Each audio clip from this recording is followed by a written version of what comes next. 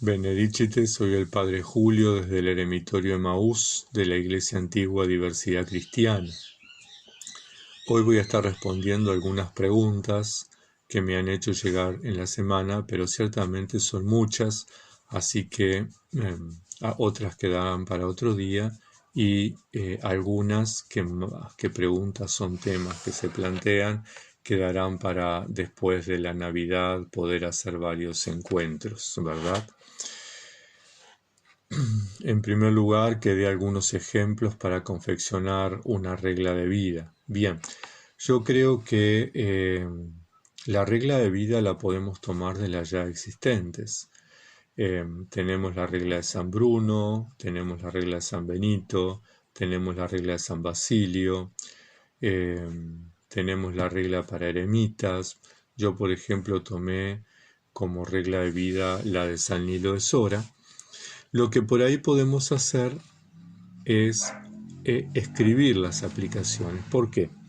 Una regla tiene dos componentes, tiene un marco espiritual y tiene un marco jurídico. El marco espiritual es aquello que promueve mi encuentro y mi espiritualidad. El marco jurídico es aquello que regula lo que hago o cómo lo hago. Bien, entonces por ahí podemos tomar como guía una regla ya existente y poder aplicarla a nuestro contexto, poder definir, bueno, cuándo voy a levantarme, cuándo voy a comer, cuándo voy a orar, qué voy a orar, qué voy a comer, cómo va a ser mi vida de ayuno, cómo va a ser mi vestimenta, cómo voy a vincularme con los demás, cuántas veces al día voy a orar, en fin, poner por escrito esas cosas de la regla que yo actualizo y tomo para vivir. ¿Por qué? Por escrito, porque las personas somos dispersas, porque a veces nos olvidamos y sobre todo porque si nosotros hacemos un retiro periódico, por ejemplo un retiro espiritual anual, donde podamos revisar el cumplimiento de la regla de vida, los alcances, los logros, las dificultades, está bueno porque podemos identificar ahí cuánto avanzamos, cuánto nos estancamos, cuánto retrocedimos y reformular ese plan, ese proyecto monástico, ¿verdad? Pero es importante que sí tengamos pautado nuestra cotidianidad, ¿verdad? Incluso el proyecto monástico, poder hacer un proyecto monástico. ¿Qué quiero hacer? ¿Por qué lo quiero hacer? ¿Para qué lo quiero hacer? ¿Cómo lo quiero hacer? ¿Dónde lo quiero hacer? ¿Con qué recursos lo quiero hacer? Porque de lo contrario vivimos muy carismáticamente, por darle un nombre lindo, y podemos llegar, aquellos que somos dispersos, podemos llegar a perdernos en la vida monástica, en la experiencia monástica. Por eso les sugiero una regla espiritual de algunas de las que ya están escritas, poder tener una pauta, una constitución, una aplicación de la regla y un proyecto de vida. Con esos tres documentos podemos estabilizar nuestra vida eremítica. Otra pregunta, ¿cómo organizar el oratorio? Bien, el oratorio en nuestras casas, en nuestros eremitorios, es un lugar especial. Es como la tienda del encuentro que tenían los israelitas en el desierto, ¿verdad? Donde Moisés iba a hablar con Dios cara a cara, como un hombre habla con su amigo, dicen las escrituras. ¿Qué cosas tener en el oratorio? Depende de cada quien. Lo importante es que sea un lugar separado, que no sea el lugar donde como, donde trabajo, donde leo, sino que sea un lugar reservado. Eso no quiere decir que yo ore en todas partes, por supuesto que tengo que orar en todas partes, pero hay un lugar especial del encuentro donde yo oro especialmente, donde yo me encuentro especialmente con el Señor.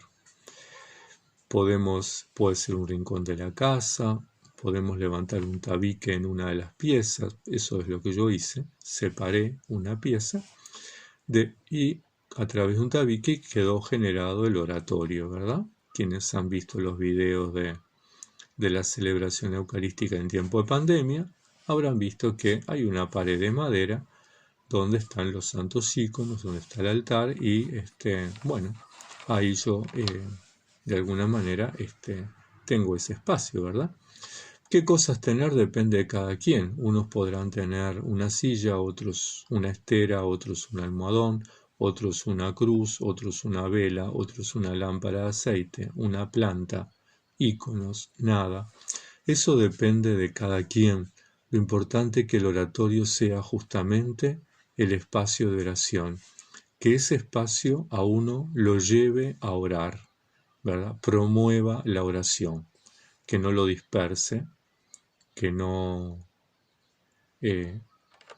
promueva los pensamientos, ¿verdad? La dispersión, el vagabundeo, sino que ayude a que uno pueda concentrarse, pueda entrar en uno mismo y pueda entrar en ese vínculo con Dios. Otra pregunta, ¿qué esquema del oficio divino utilizar? Bien, cada tradición monástica, cada tradición cristiana tiene su propio esquema.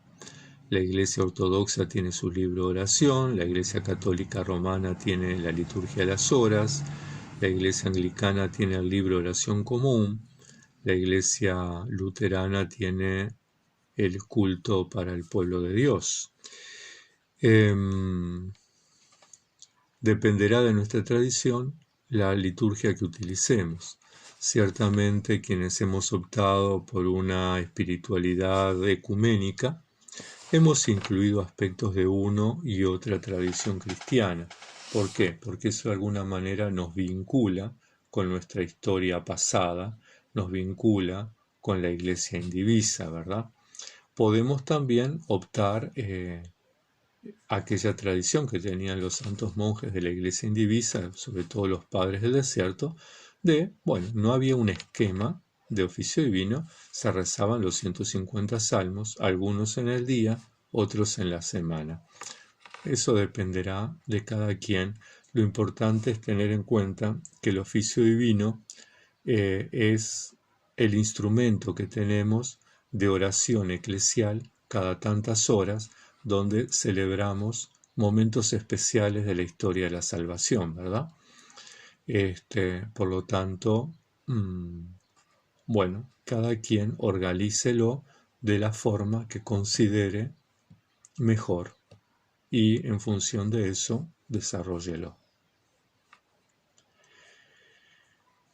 Me cuesta concentrarme para la oración de Jesús, me dicen. ¿Qué hacer? Bien. Lo importante es que la oración de Jesús se realice en un espacio que a uno lo lleve a la oración y en un tiempo que a uno lo lleve a la oración.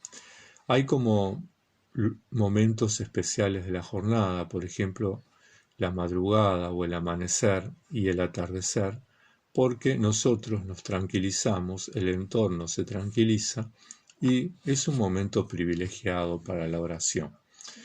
Es bueno tener un lugar especial, un lugar donde yo pueda orar, un lugar que me tranquilice, que me serene, que me ayude. Yo puedo orar con los ojos cerrados o con los ojos abiertos, fijándolos en un lugar, en un punto, que podrá ser una vela, que podrá ser un icono, que podrá ser un lugar en la pared.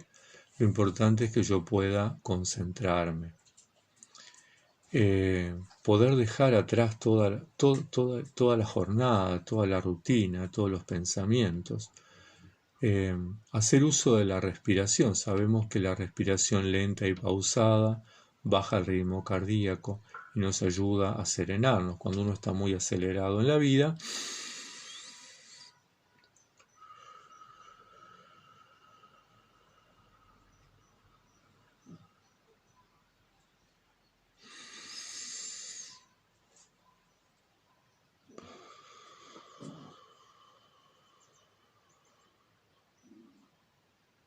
hacemos unas pocas veces ese ejercicio y nos tranquilizamos. Bueno, para la oración lo mismo, ¿verdad? Empezar a inspirar y a expirar lentamente, suavemente, profundamente y tener en cuenta que la oración de Jesús no es solo técnica, sino que es oración. Entonces, como oración, tenemos que pedir la asistencia del Espíritu Santo. Tenemos que pedir a Dios que envíe su Espíritu Santo para que ore en nosotros, para que nos ayude. Y después saber que la oración es gracia de Dios. Entonces, por un lado, el serenarnos, el concentrarnos, será un ejercicio que iremos logrando progresivamente en la medida que vayamos practicando. Y el encuentro con Dios es pura gracia, que tenemos que pedirlo para que se dé. Otra pregunta, ¿cuáles son los signos de la vocación eremítica? Bien, yo creo que hay signos claros, pero que siempre tienen que, cuando uno está en un proceso de discernimiento, tener la asistencia de un padre espiritual, una madre espiritual, siempre digo lo mismo, y la asistencia profesional. ¿Por qué? Porque los signos de la vocación eremítica tienen que ver con una necesidad de silencio, una necesidad de soledad, una necesidad de oración, una necesidad de encuentro, de búsqueda y encuentro, ¿verdad? Una cierta, entre comillas, insatisfacción con el entorno, con el mundo. Yo estoy buscando a Dios, entonces, bueno, mientras que lo busco estoy como con una cierta inquietud. Bien, pero todo eso que dije también puede ser producto de otras cosas. Entonces, yo necesito el Padre Espiritual que me ayude a discernir si estos signos son producto de una vocación eremítica. Y yo necesito el asesoramiento profesional para saber y tener el convencimiento que esa insatisfacción, esa necesidad de soledad y de silencio, esa tendencia al aislamiento, no es o no tiene que ver con una depresión, no tiene que ver con una situación de angustia, ¿verdad? Entonces la asistencia profesional de un psicólogo siempre es importante en los procesos de discernimiento porque ayuda a que uno pueda tener las cosas más claras.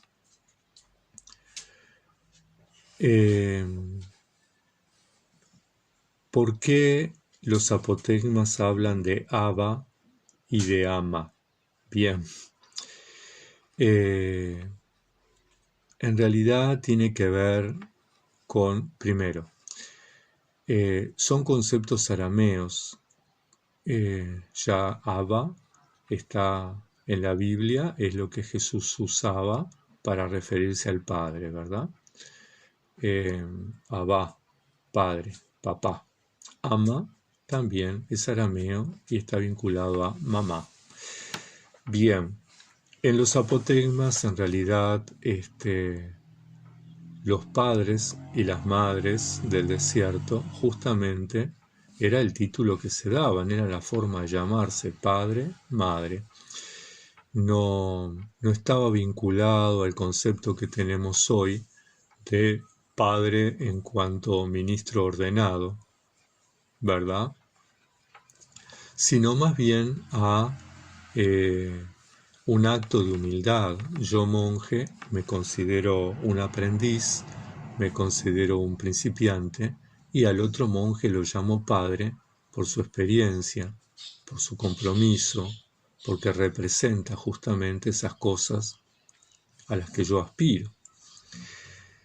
Entonces, la paternidad tiene que ver, el Abba Arsenio, el Abba Antonio, el Abba Pablo, la ama Sinclétida, tiene que ver justamente con eso. Tiene que ver con reconocer en los monjes y en las monjas, los solitarios, su paternidad espiritual, su experiencia de Dios, y en mí la humildad, reconocer que todavía tengo mucho camino para recorrer, que soy un aprendiz, un principiante, un novicio. Y no está vinculado entonces a ningún tipo de orden ni ministerio. Esto es importante, la Iglesia Ortodoxa lo ha mantenido hasta ahora, llamar padre a los monjes, todos los monjes, en el momento que son instituidos como tales por medio de la tonsura, reciben el nombre de padre. Y no necesariamente porque tengan un orden ministerial.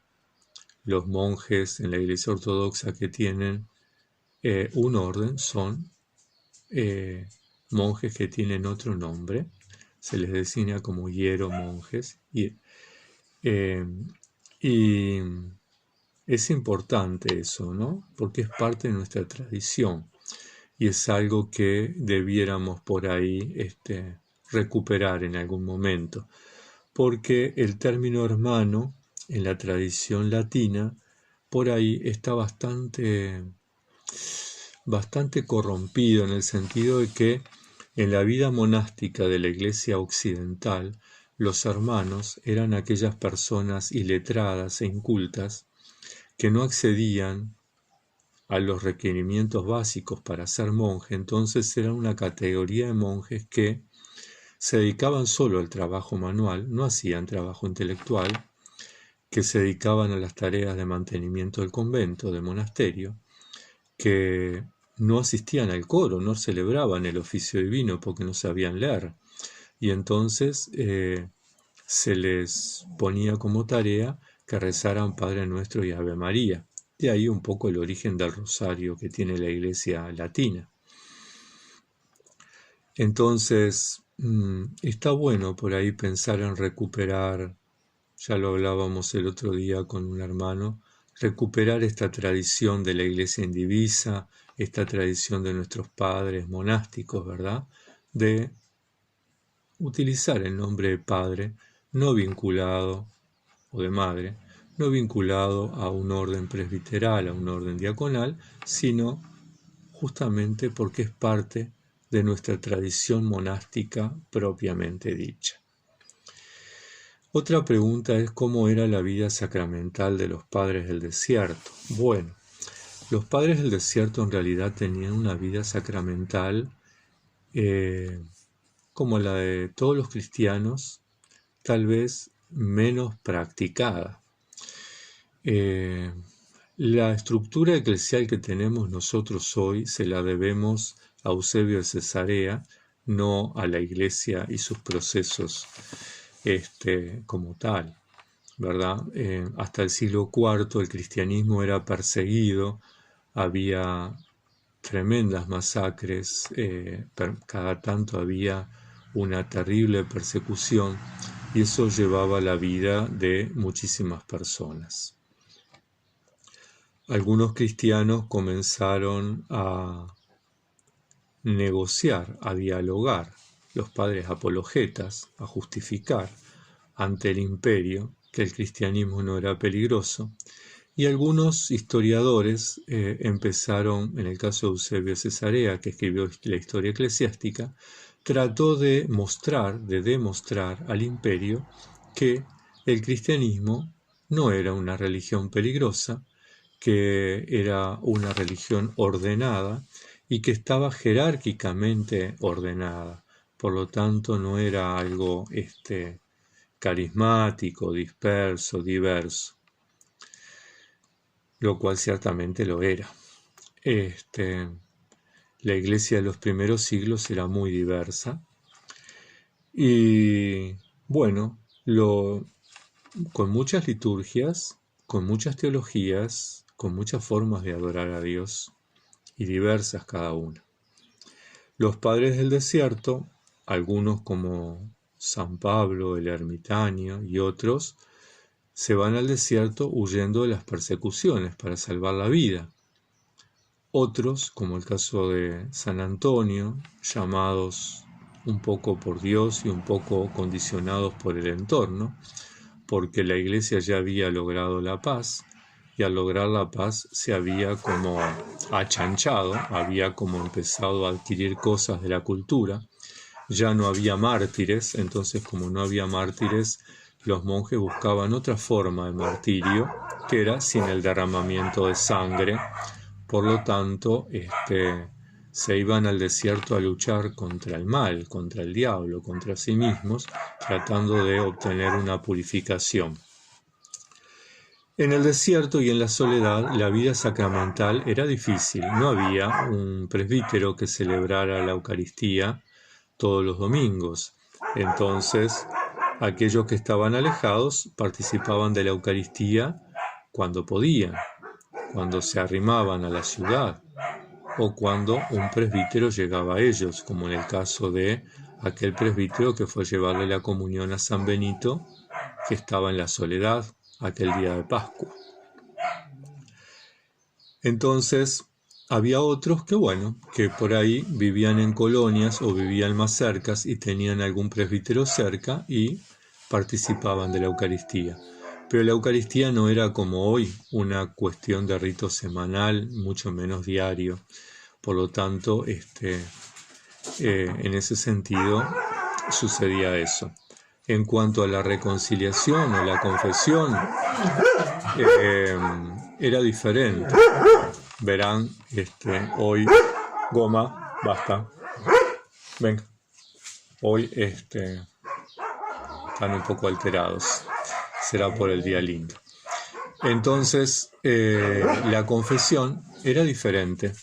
La confesión no se hacía ante un ministro, la confesión era pública y generalmente uno confesaba pecados graves, solamente 3 pecados había como muy graves, que era el adulterio, era la apostasía, momentos de persecución uno renegaba la fe, y era el homicidio. Esos 3 pecados generalmente se confesaban públicamente en la asamblea y había un proceso de volver a la iglesia, ¿verdad? Y se confesaban ante el obispo también. Los monjes y las monjas, bueno, se suponía que porque eran personas de fe y estaban en un proceso de convertirse, de reconvertirse, de vivir en radicalidad las promesas bautismales, esos pecados no los cometían. Entonces, la práctica sacramental de la confesión entre ellos era diferente, ¿verdad? Era más una conversación con el Padre Espiritual, una conversación más de dirección espiritual, como lo llaman en algunas iglesias, ¿no? Más de diálogo padre-hijo, discípulo-maestro. Y ya esto lo hablamos en otro video, ¿verdad? Entonces la vida sacramental no era o no tenía la estructura que tiene ahora. La vida de los monjes estaba mucho más centrada en la oración, en el ayuno y en las buenas obras. Básicamente esa era su vida. ¿No? El centro no era la vida sacramental. La vida sacramental fue, con el correr del tiempo, tomando forma, ¿verdad? Al igual que la vida litúrgica. Fue organizándose. Pero en un comienzo los padres del desierto eran como mucho más carismáticos en ese sentido. Bueno, llevamos mucho tiempo el video. Hay algunas preguntas que las voy a mencionar solamente, pero van a quedar para después. Por ejemplo, profundizar en la historia eremítica, cómo surge el eremitismo, por qué, dónde, lo vamos a dejar para después. Alguien me pide que pueda profundizar los temas, que pueda conversar sobre los temas del desierto, la montaña y el templo, del libro El Eremitorio, un libro ciertamente muy rico, muy bueno y muy recomendable. También vamos a dejarlo para después porque son temas como muy, muy largos. Si podría hablar sobre la veneración o el culto a los íconos, también otro tema que vamos a dejar para después. Bien, entonces con esto recordarles que durante el tiempo de Adviento el Facebook y el YouTube no van a estar funcionando. Yo me voy a dedicar al retiro de Adviento. Voy a estar respondiendo los planteos, las preguntas que me hagan llegar, pero lo voy a estar haciendo a través del WhatsApp todos los días entre las 7 y las 8 de la noche de Uruguay. Pueden perfectamente escribir, pero sepan que no va a haber publicaciones, no va a haber videos para justamente tomarme el Adviento como un tiempo de retiro y de preparación. Que Santa María, siempre Virgen, les acompañe, les proteja, que la Madre de Dios esté con ustedes y pueda ir acompañándolos en este proceso de búsqueda, en este proceso de encuentro, en este proceso de discernimiento y de oración. Muchas bendiciones.